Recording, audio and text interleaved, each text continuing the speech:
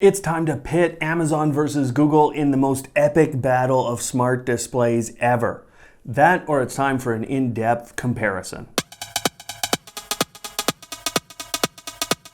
Hello Automators, thanks for tuning in again. I'm Brian from Automate Your Life, and today I'm going to take the frustration out of automation by helping you choose between the two largest smart displays from Google and Amazon. Now, the Amazon Echo Show is in its second generation of device, while the Nest Hub Max is really the larger version of the Nest Hub with some improvements there. In terms of pricing, both of these smart displays sit at $230 US any given day, although there are sales always that you can watch for. But the capabilities, or the general capabilities, really are the same in terms of what their voice assistants can do. Amazon has their own and Google has their own voice assistant, and overall capabilities are really similar. Now, we'll talk about the differences of what each device does really a lot better in a minute, but for now let's start with the hardware comparison. The Amazon Echo Show second generation is a 10.1 inch smart display with HD resolution at about 1280 by 800. Now, that's exactly the same resolution as the 10-inch Nest Hub Max, but it's got a little better pixels per inch ratio because it's only a 10-inch screen. But let's be honest, on a day-to-day basis, there's no differential between the way these two look in terms of video quality. What I will say I find is that this does a bit of a better job of being an overall display. It's a little bit more muted because of the ambient EQ. Amazon tends to do a lot of kind of what people are calling Amazon voice assistant ads that tells you things to try, and it sits there and it rotates. Now, while you can turn most of that off, you can't turn all of it off, and I just find overall this is a more pleasing display to look at because of that ambient EQ capability that Google, I think, has worked very hard on. If you're looking for something that's very bright, very vivid, and hits the color profile, I think, a little better than the Nest Hub Max does, well, that's right here. So if you're going to watch a lot of video content, I think this is a great option for you. Just know that it's going to be busy and moving throughout your home at a lot of the time. When I look at the two devices, I see some additional refinement over here. And if I was to put this very simply, this looks like a newer LCD or LED TV, whereas this has the shape of what I would call an old CRT monitor. And you know, for you kids, that was something that burned your eyes out as you played video games as a kid when I was a kid. So, you know, it just reminds me of that kind of shape and that look and that feel. When I move on to the speakers, this has a great new design that I really love. The speakers are bi-directionally configured, which is a huge couple of words to try and say on a YouTube video, but the tweeters are coming out the front and the woofer is coming out the back, so you can get this reflection capability right here. And I do think they've directed the tweeters a little bit down and you get a really nice reflection off of the surface it's sitting on. Now, what I'll tell you is that overall, you're not going to find any of these two speakers to be bad, or these two speaker systems to be bad. The speakers on the Amazon Echo Show over here, I think you'll find it's a little stronger on the lower end of the frequencies. Sometimes the design has it feeling or sounding a little muffled and sometimes a little distorted out of it, but overall, this speaker is excellent and this speaker is excellent, and on a day-to-day basis you're not really going to see a difference.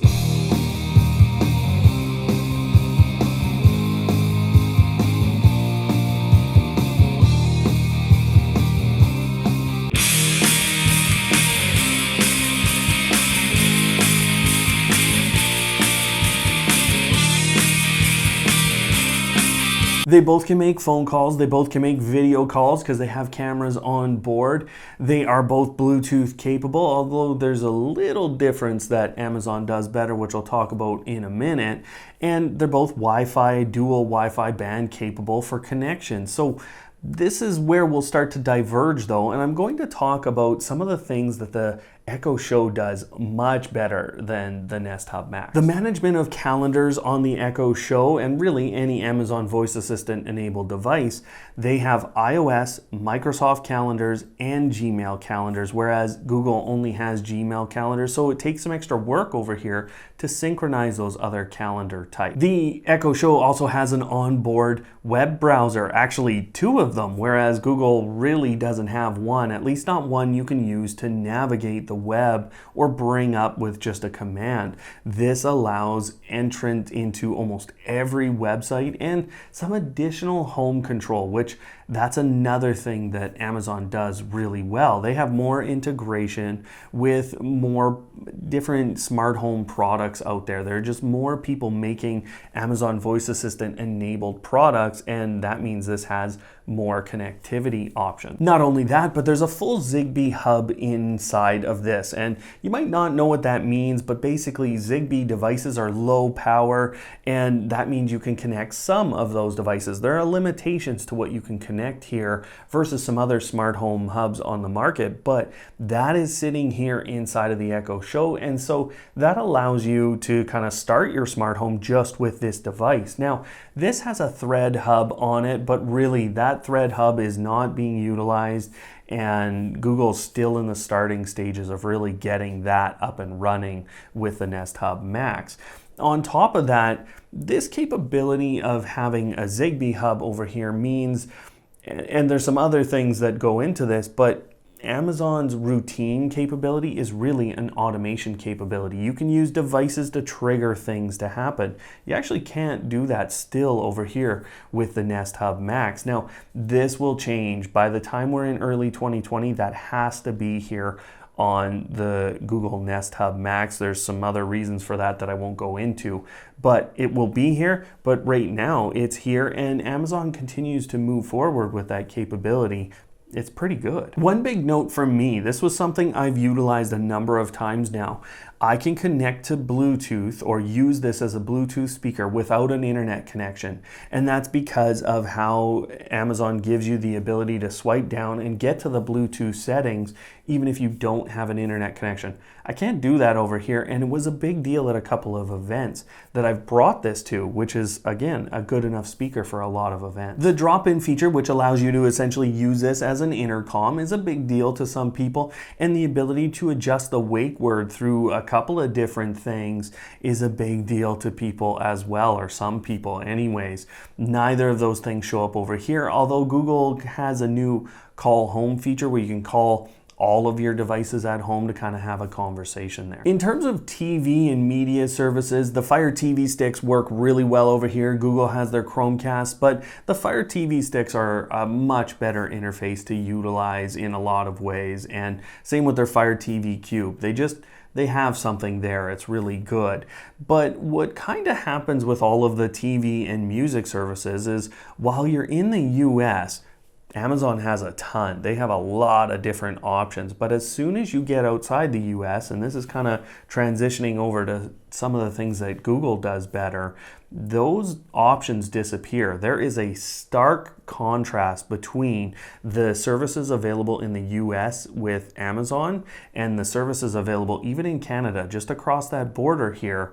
There's a big differential, and you're going to find that. So kind of moving over here, the Google Nest Hub Max is a lot better internationally. And I'm in Canada, but I can just see it through the people and their comments here on YouTube.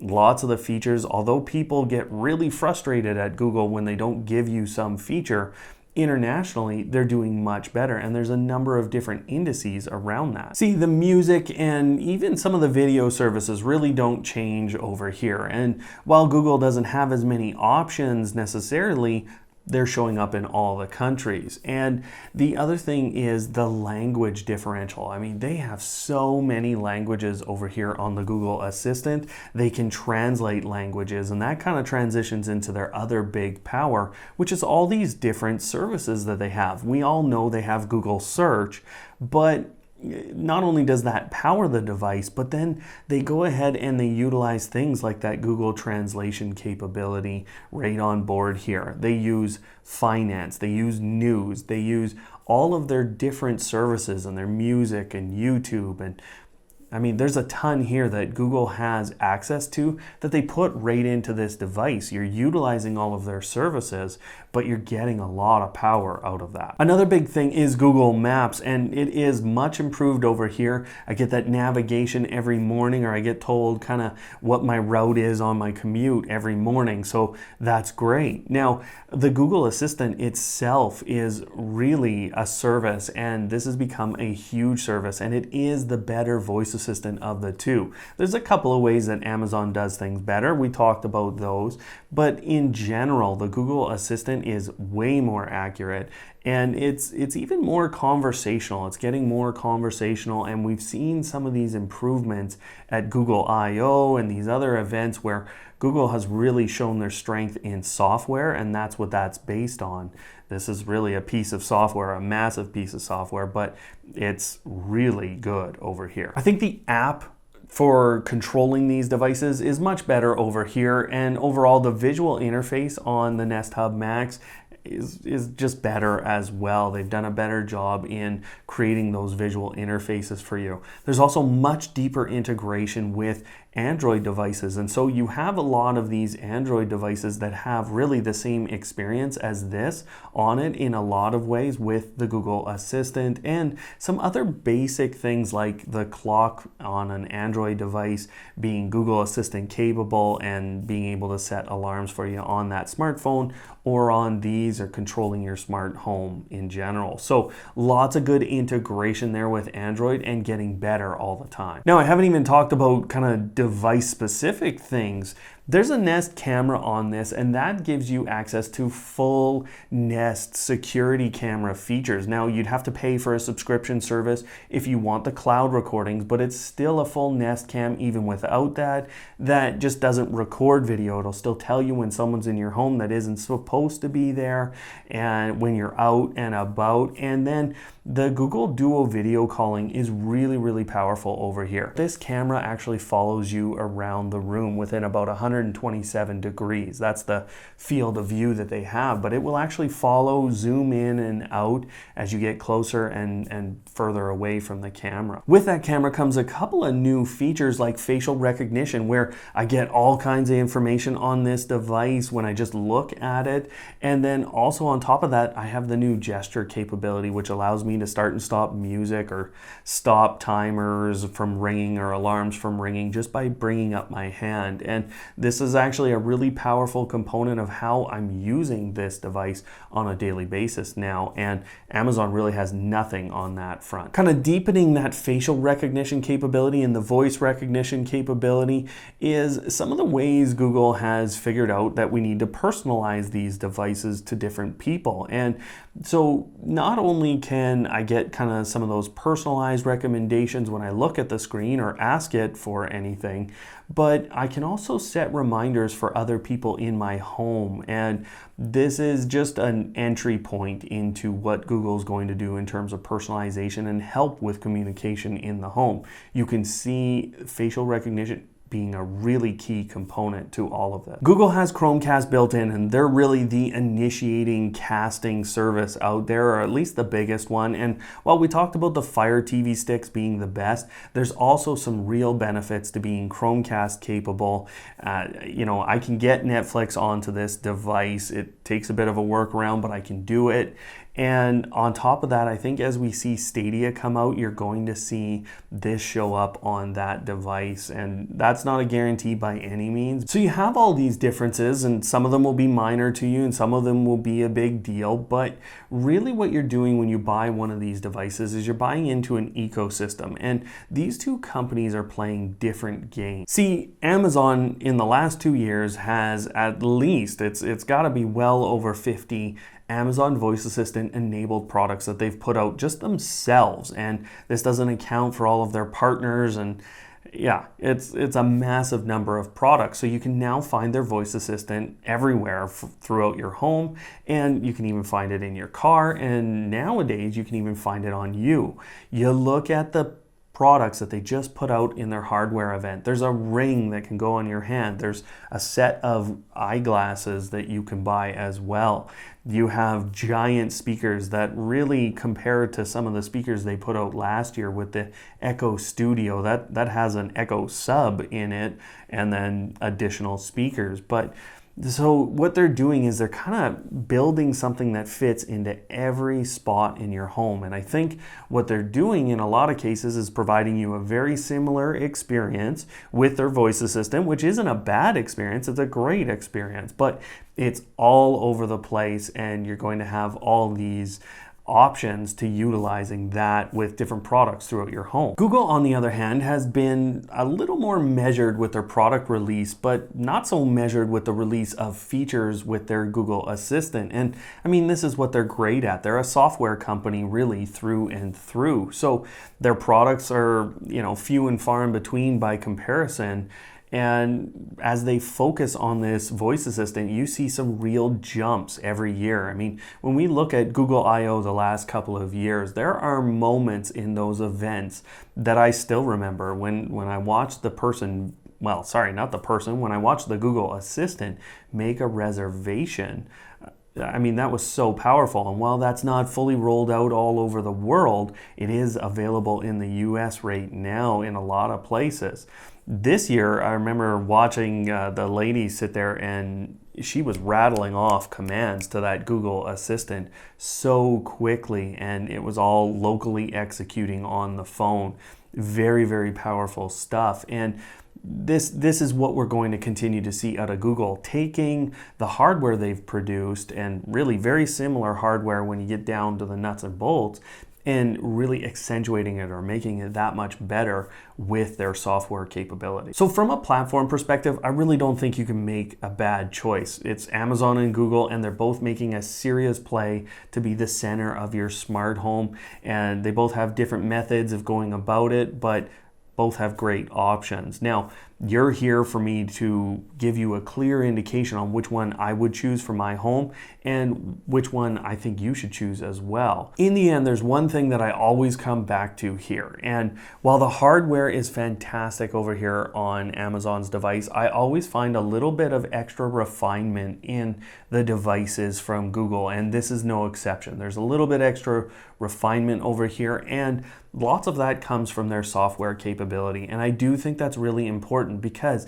in the end, these have processors, these have storage space, these have circuit boards, they have speakers, and really, I mean, what they can put into these devices are going to be relatively similar over the years.